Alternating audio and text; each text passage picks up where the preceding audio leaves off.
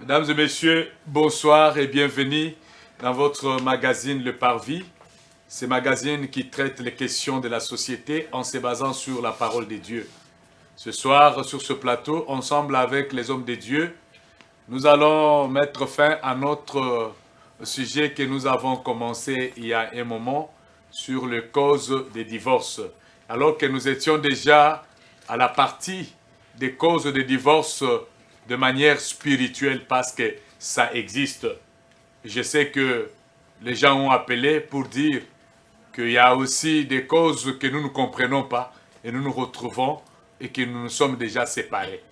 Et par exemple, moi, par exemple, tel, ils ont donné de ces exemples et nous avons compris et nous savons en tant que les hommes de Dieu qu'il y a aussi des causes spirituelles des divorces. C'est comme ça que par la grâce de Dieu, nous avons fait au moins 2 émissions aussi sur ces causes-là. Et aujourd'hui, nous allons mettre fin pour parler de ces causes spirituelles des divorces parce que nous savons que ça existe.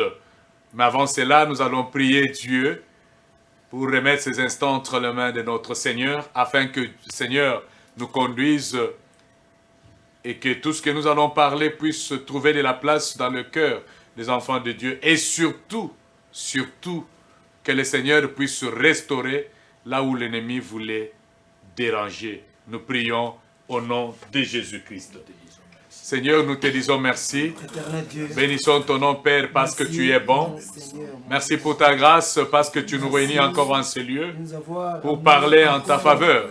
Et surtout ce que nous parlons, nous te demandons, Seigneur, de faire grâce dans des familles des enfants de Dieu, afin que tout ce que nous sommes en train de parler, par ta grâce et ta puissance, que les familles soient restaurées, que ceux qui étaient dans la difficulté, ceux que l'ennemi voulait séparer, puissent encore se réunir par ta grâce, et que le Saint-Esprit puisse entrer dans le foyer des enfants de Dieu, dans les familles brisées, afin de donner la paix et la joie au nom de Jésus-Christ, notre Seigneur et Sauveur. Nous avons ainsi prié. Amen. Amen. Les causes spirituelles des divorces. Nous avons dit que ça existe et que depuis le dimanche passé, nous avons commencé à donner quelques causes spirituelles des divorces. Nous avons montré les gens qui se sont séparés, ne sachant pas qu'ils allaient se séparer. Les gens qui ont été dans le téléchargement des divorces et que le Seigneur a fait grâce par la prière au moment où l'ennemi avait déjà tout brisé. Et aujourd'hui, nous allons continuer et mettre fin parce que le dimanche prochain, nous allons commencer un nouveau sujet, mais qui va encore beaucoup nous intéresser. Nous sommes toujours dans notre verset biblique, c'est Matthieu chapitre 19, parce que c'est le verset qui nous intéresse plus. Lorsque le Seigneur parle du mariage, il ne veut pas, quand bien même il y a des causes de divorce, mais le Seigneur ne veut pas que les gens qui sont déjà ensemble puissent se séparer.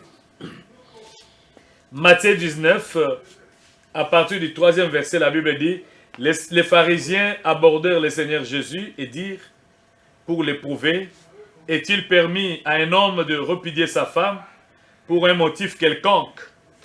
Jésus répondit, n'avez-vous pas lu que le Créateur au commencement fit l'homme et la femme, et qu'il dit, c'est pourquoi l'homme quittera son père et sa mère, et s'attachera à sa femme, et les deux deviendront une seule chair. Ainsi, ils ne sont plus deux pour se séparer, mais ils sont une seule chair. Que l'homme donc ne sépare pas ce que Dieu a joint. Pourquoi donc, lui dirent-ils, Moïse a-t-il prescrit de donner à la femme une lettre de divorce et de le repudier? Il leur répondit, c'est à cause de la dureté de vos cœurs que Moïse vous a permis de repudier vos femmes. Mais au commencement, il n'en était pas ainsi. Lorsque Dieu a créé l'homme et la femme, il n'en était pas ainsi. Voilà, c'est ça le verset de base que nous avons, qui nous a fait marcher pendant tout notre voyage pour parler de ce thème, les causes des divorces. Et les causes spirituelles des divorces existent. Et je sais que si vous n'allez pas nous suivre, ou si vous allez nous suivre, et que quelques minutes après, courant est katani, il y a que le parvis est allé sur la chaîne YouTube, Oyo Koki Kotala à tout moment, tant que vous allez kozwa méga, au Kotalaka, au Tali Lissus, au Tali Pemingi. Alors, on s'est formé et on s'est informé aussi sur les actualités Oyo Bisso, Tozali Kolobela Ao. Et la chaîne YouTube, c'est A, en majuscule, A, C, A, Parvis. A-C-A Parvis. Donc, ce qu'on dit A-C-A Parvis. Ou bien, aux huiles les liens. Oyo tozo tinda. Tango nyonso. Na. Tozo tinda ngo penda na Facebook. Ce qu'on dit Facebook. Au côté Facebook. Benoît. Okoyeba. Komona. Les parvis où tozali kotinda lien où tozali kotinda wana, tu peux également se connecter et surtout s'abonner pour te ozanga enseignement moko te. Mais zwa kaka ACA parvis, ACA parvis. Et là ozana parvis mubimba ba émission na biso sur komonana. Et puis au s'abonner pour que ebanda koyela yo moko. Tokabola yango mingi na ba regroupement na biso, na ba église na biso, na bandeko na biso, afin ya ko s'informer sur le thème que nous développons chaque jour. Que le Seigneur vous bénisse. Les causes spirituelles des divorces, ça existe. Nous avons dit oui, ça existe. Mais ici, qu'est-ce que nous sommes en train de parler? Naba homme de Dieu, bazali kopé sa cause et aussi une expérience vécue. Nandenge ya ko yamba batu, ndenge to yamba kabatu. Je pense que ces expériences-là, elles en a conseil nakati pour nous aider tous ya koyeba que les comportements comme ça, et koki komemela biso ba cause wana. Que le Seigneur vous bénisse. Je commence avec le prophète Alain Condé. Pour la cause spirituelle des divorces, est-ce que tu as une cause et une expérience que tu peux partager avec les enfants de Dieu qui pourra faire que Oyoazo se retrouve Penakawana, aïe que ça existe, et qu'est-ce qu'il peut faire? Vous avez 3 minutes. Tokei na kombo la Yesu. Merci, révérend. Et merci. Na bandeko nyonso bozolanda biso na émission Les Parvis. En tout cas, émission za biso surtout na YouTube, nazo ko inviter bino boya bo s'abonner davantage pe bo kotisa bandeko ba famille mate ya oyo enseignement ko garder pour na yo mon côté bikisa pe bandeko misusu na nzela ko partager na bango lien oyo. Merci. Moi c'est le prophète Alain Condé, nazali visionnaire ya Assemblée chrétienne la parole de feu. Église Zouami na avenue Mabakou numéro 8C na quartier Dingidingi na commune ya Kisenso. Par rapport à la question nazolo bakeba cause spirituelle ezali. Ezoko niyo ko la batu o ezo sala lelo mabala ezako kufa mutu mususu ye moko atambole mabala atamsusu 10 15 20 azo bate nini sala ke akabona kana mibali de temps en temps. Nayambaki maman moko na église, on a na église de Bissau Brazzaville, ndeko ayebi Singaboui. Alobi na comprena kate toko zala na mobali. Toko va na biso bia toke mesuka nango ngai moko so akomika après pour aya bima pa na biso nga moko na kobengi na téléphone ebise écoute ne m'appelle plus à tout dans mes réseaux zani na ebise ne m'appelle plus donc na bilinga ne m'appelle plus pe na kati téléphone na zuni ko so numéro na tiango na liste noire et c'est fini a kotinda batu ndenge nyonso na koyambata moko te et tito kabwani ndenge alors na so comprendre te ezanini na yeko sala yena au kirdam à partir de Kirdam, vous pouvez comprendre et le commandé que ça est bongo. Vous pouvez comprendre que Azalaki na libala moko yabutu. Et mususu ezalaki ba famille na bango ba sacrifier mabala na bango. Mususu na rokuta na azalaki na problème ya bazala na pouvoir yabutu. Donc tellement que na butu baza ba sirène. Alors lokola za sirène libala na ye fait ça la mana mobile o ya monde na bango. Na monde boye ato lingiye aza kitoko très attirante ako attirer yo au salinyo se meso ko pemena ko bala ye akoboya famille ba koboya e bobebani.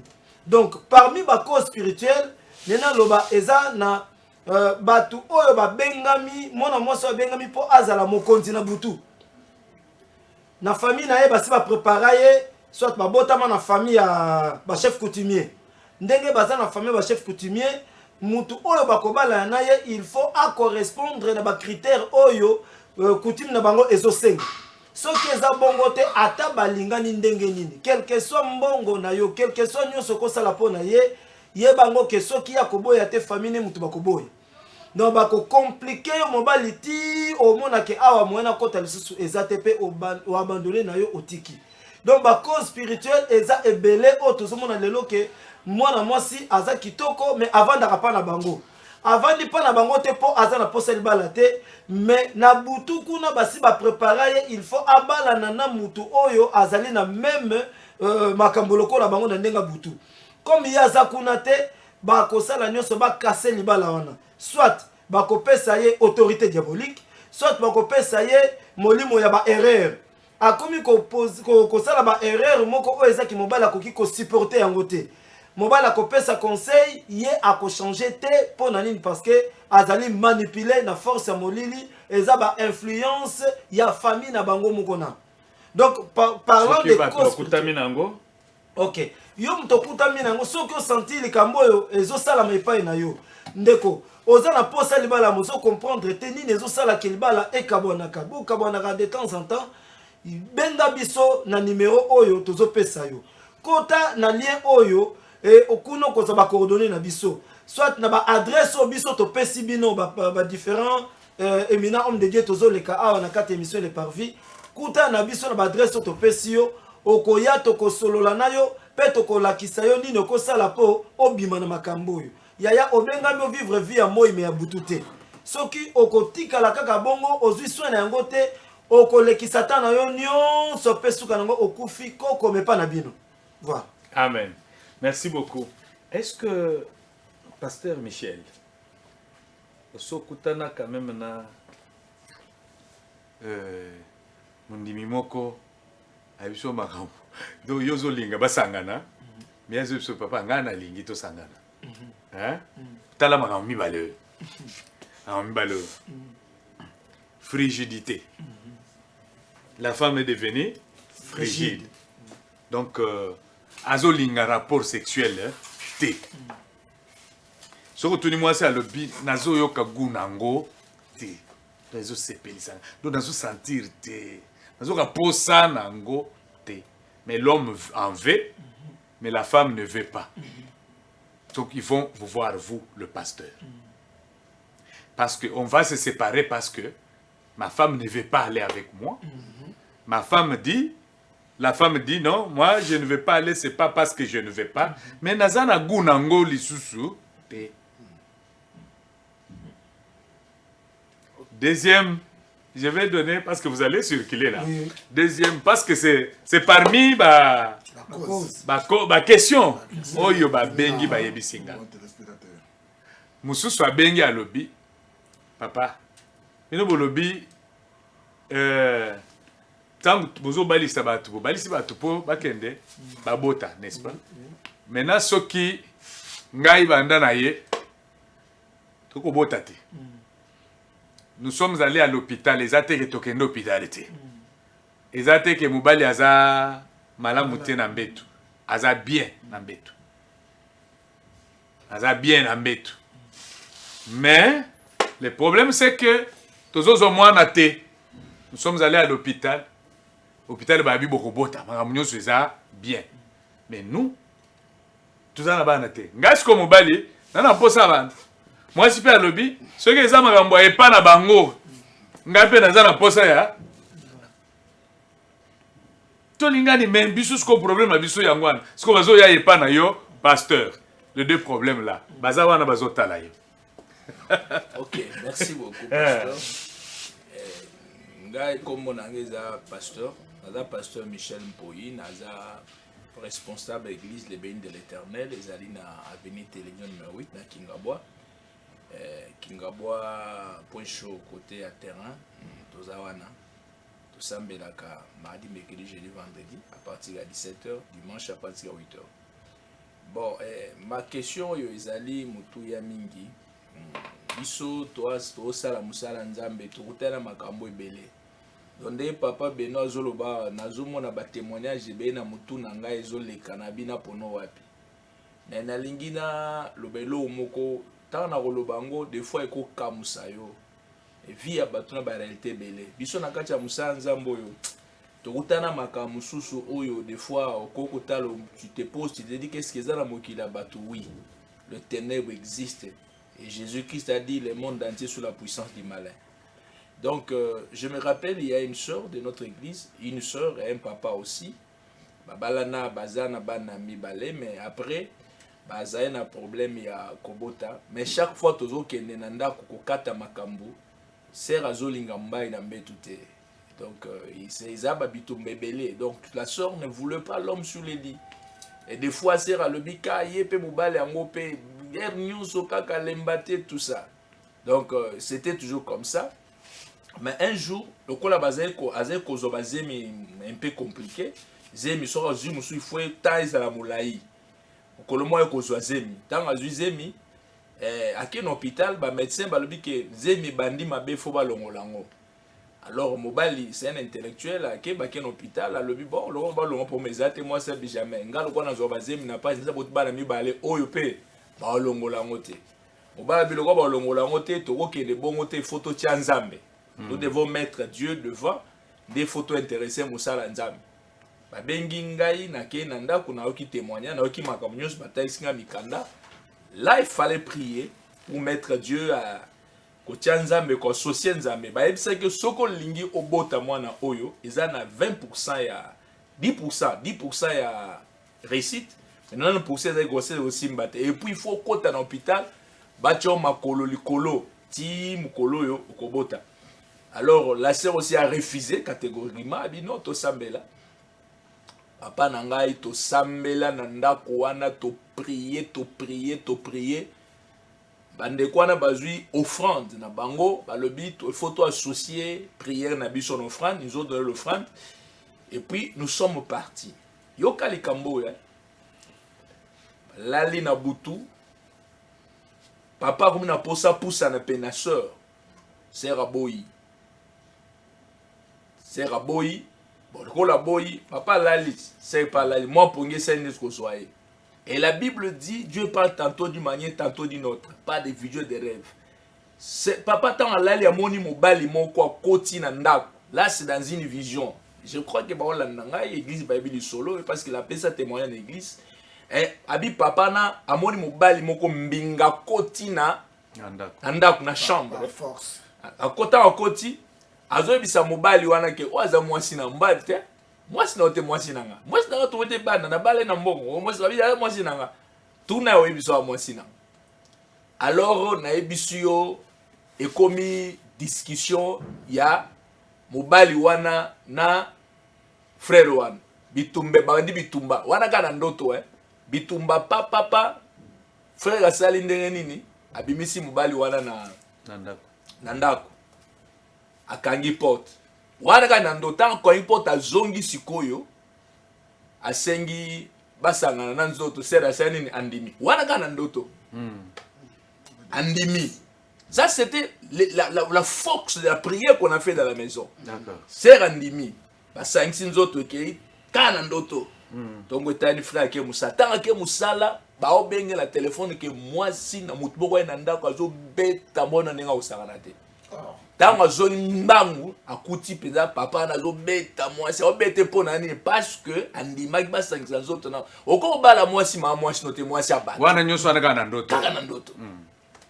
Frère wana alobi abeta tant a yesko akuti ayembango akuti ndako ba bloqué a sali effort a boki porte a koti mais malgré ko zoka parce que batandaki ba piège kana ndoto papa moninga pe na ye tant na eto sala soto bani ko bundisa ndeko wana papa na bila bona beti bila bo ndeko wana sala nini alimwe frère alamuki na tongo téléphone nga tant na fungola ngo à peine ekoti ayi singa papa ya na ndako tana comme banda babota ngai makambo nga na moni na mona ngote et puis alobi ke zera yebi trouble koti na katikati ndako Zera na mobali aza makambo nga na mona ngote abi nga papa mukomsoko zana mama na ndako boye bozane na mbeto moni bandi koluka ser boye sera bani mbango abimi na porte mbango akei diputa kokanga boye aboyi penza. Or c'était ces forces là. Sikoyo frère Abangi. Then malgré batoli na PC frère Abangi deuxième jour alali na chambre ban. Atiki moi si moko na chambre. Otikeli mo pali wana. Alobi le deuxième jour na buto alali susu. Amoni papa na yesusu. Je crois même moi si ne boy. À côté na chambre ban na ebisi. Na ebisa moi si nanga. On dit magité. Wana sikoyo balati ba bande moya rouge bazai belé ba beta bambunda. Le frère a sauté, la maison avait des problèmes. Et tobando konoko sambe nanda kwana Dieu soit loué babota mona sert à côté hôpital était a tiama olikolo babota mona peu bien moi na zali déjà azaso na quelques années. C'est pour faire comprendre qu'il y a des foyers contrôlés par les ténèbres. Moi j'ai béni à l'église avec 18 mariages, na mariage na béni wana na tikala komona te. Na tout na bomba que qu'est-ce que tes parents t'ont dit à propos du mariage. Et puis ma mariage est belé zagaga. Mes parents babalanate, ma koko babalanate. Donc dans des familles, il y a des familles qu'on a privé les mariages. Et tant bafanda kaka. Bafanda kaka bongo. Yaka tofa. Yaka fanda na bande au kansaté les ala kapamba. C'est parce que dans nos villages là, les mailles coûtent combien? Mais au coûte à bakoko les arrière grands-parents babalanate au village déjà. Ça dit le mariage a été déjà Vandi papa, ouais binga la sona se moko lokela ebisanga boy, ba lokela ba olanda ngai. Moi na nyoso lokela so abotami 3 mois. Ba rinda na shita wa genya. Après 3 mois. Ba rinda shita wa genya. Kosa na shita wa genya. Bazo prêter ba esprit ya mai. Ya ba lokela akufa na mai te. Et toutes ces filles là on va prêter na mai wana. Ce sont des alliances qu'ils ont avec les esprits des autres. Et quand tu épouses une fille comme ça qui n'est pas passé par la délivrance. Mais vous avez des problèmes. Parce que dans les eaux ici, il y a tout le monde. Il faut toujours, en tout cas, c'est beaucoup. Que le Seigneur vous bénisse. Que le Seigneur vous bénisse. Ça, c'est vraiment un message qui m'a rappelé beaucoup de choses. Merci beaucoup, pasteur. Pasteur Michel, je suis à l'église avec aussi un couple comme ça. Les attaques, Sokoye nakola kisayo yeye.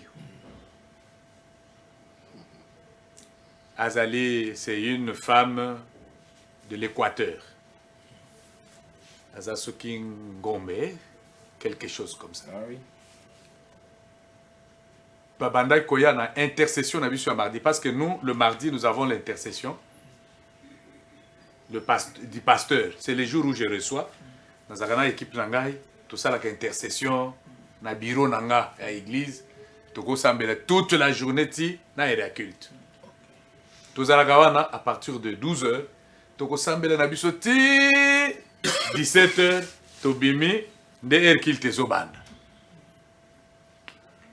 Alors les couples là banda babalanaki moi si azalaki aya na mwana na ye na mboka na bango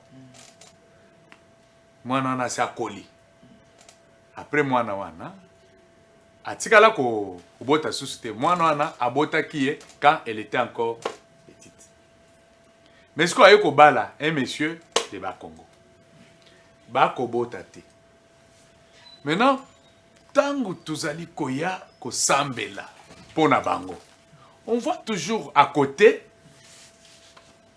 Je voyais d'abord à côté la femme là qui était double. Ah, comment on a double?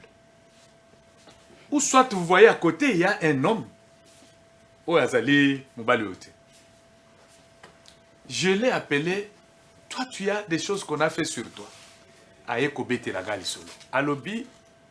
Et pas na bango. Ce qui moi na batie zemi, eza soni, ya famille.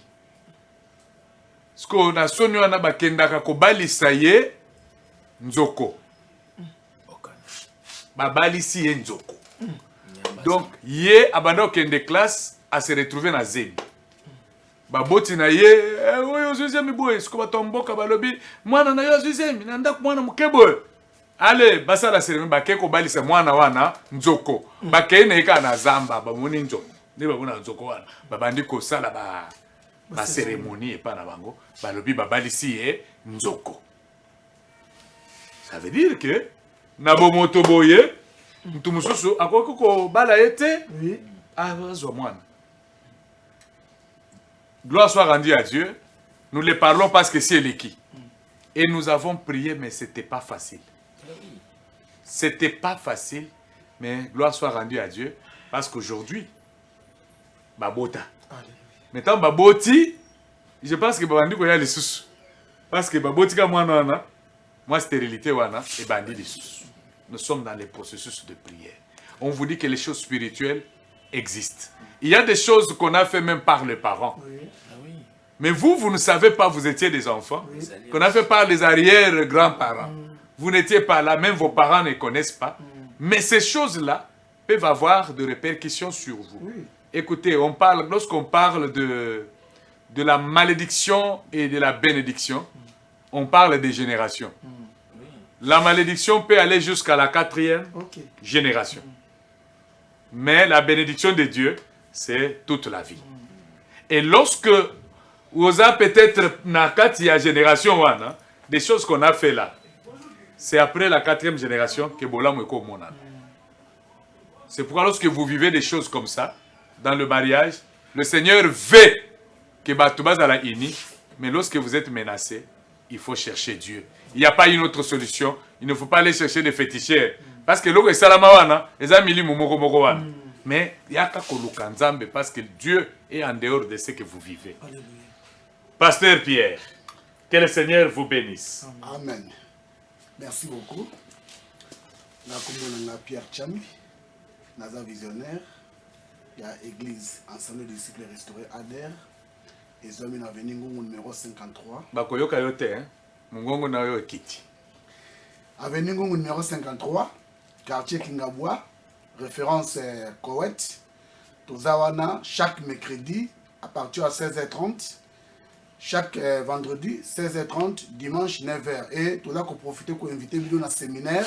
Tout là qu'on ça chaque mercredi dans la même heure, chaque vendredi dans la même heure sur la délivrance par le Christ Jésus. Boya et Bele Koka de Lobananzambe. Merci beaucoup, homme de Dieu. Bon, problème il est sérieux par rapport à divorce spirituel, ma cause spirituelle. Bon, quand vous l'avez qui n'a qui n'a mission à Brazzaville, na geno kuta na couple moko. Couple wana il a qui bon, on avait pasteur, mon bala qui pasteur. Bon, moi si bon babala na ki na ye. Mais moi si wana babala na mobali basali mariage makamyo so bien. Mais na lutte conjugale na bango moi si wana asantaka mobalité. Moi si asantaka mobalité chaque jour. Alors première zeminae azwaki ezalaki donc il fallait qu'il mobali donc il a qui violence, il a qui viol. Donc à violer. Donc moi si andakume mobali a violé. Donc c'est que c'était par la force. Par la force, pasteur. Pasteur par la force. Pasteur a violé. De maman wana a se retrouver enceinte. Alors banda batikala kala mwana babotaka wana donc likamwa donc et pas na bango et simba kate likamwa wana ya ya kosanisa nzoto donc esimbaka te mwana mobali wana pasteur a souffrir esali lokola trouble mental partout aza kokende aza kopesa problème wana epa bato solution eza te donc azoka sous soni te même epa bandeko na famille partout aza koloba likambo wana alors ekosalama ntango wana se retrouve na Brazzaville na mission place nazalaki alors il faut nalongwa place oyo bayambaki nga wana nasa déplacement ndeko moko ya mwasi tozalaki na ye mpe asona mama Lili alors abenga bino petit frère aza na place esengeli ovanda epa na ye mpo aza na problème sérieux soki ovanda epa na ye nakanisi ke okosungi na problème na ye babongiseli nga place na ye navandi wana akutani na pasteur likambo nini pasteur mosala nzambe nga awa naza kosouffrir mwasi na bala tala mwasi oyo alingaka te donc tokovanda na ye bien sans problème mais ntango eza kokomaka moment oyo esengeli nasimba ye donc eza problème sérieux donc naza awa obligé ya koboma libala na ye fo libala ekufa nayebisi ye papa komona pasi te yesu wana bomoi pesanga mwa ta moke tosala mosala oyo mpo nzambe abimonisa na kati ya liboto mpo oyo oza mosala nzambe oyi kovivre makambo boye na kati ya ndako na yo te pendake mwasi obala mwasi obebisa mbongo alors ndeko oyo atikelaki ngata nazwaki ndeko oyo bon kombo na ye ezalaki Pierrette bon ngai Pierre na bia mama ndoyi faut tosolola alors nabandi mateya conseil jour mosusu nayebisi na lobi mama lelo efo oluka papa na kati ya ndako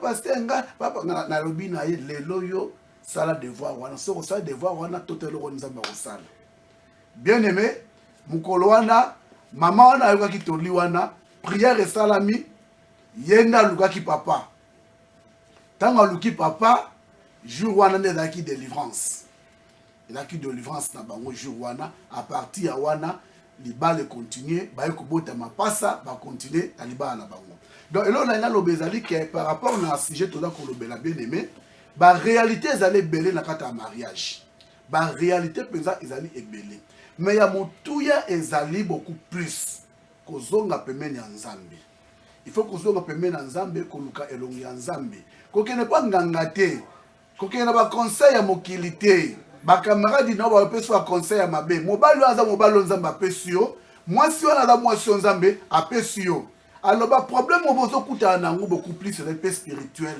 il faut koluka elonga nani elongi ya nzambe na kati ya koluka elongi ya nzambe nde bokozwa kimia kimia wana eza kimia oyo mokili epesaka te donc kimia ya nzambe eza kuumela libela na libela donc lelo famille wana baza beni vraiment ekomaki ye elengi nazonga Congo Kinshasa baboyi nazonga bite émission nanga esesili ozonga otika ya yo mama kotoyo aya kokota pe na cause spirituelle mission nanga nayelaki nzambe seke nzambe abengaki nga mpona na osala mission mpona bino esili nazongaki en tout cas basalaki mpenza esengelaki mpona nga. Merci beaucoup, merci pasteur Pierre. Totikali na 6 minutes je pense pour Tosilisa. Est-ce que nous avons un mot à placer? D'1 minute, après nous allons clôturer. 1 minute, un conseil que nous pouvons donner. Parce qu'aujourd'hui, nous sommes en train de vous rappeler notre chaîne YouTube. Hein? ACA Parvi. Kotawana. Parce que ce que yoka ki biente, vous allez kolanda yango. Oche bolandi na papa. Papa tia pe na téléphone na ye. Bolanda, parce que ces choses peuvent vous sauver. Peuvent vous sauver. Il y a des gens qui se sont mariés. Moutazo tanga lobby.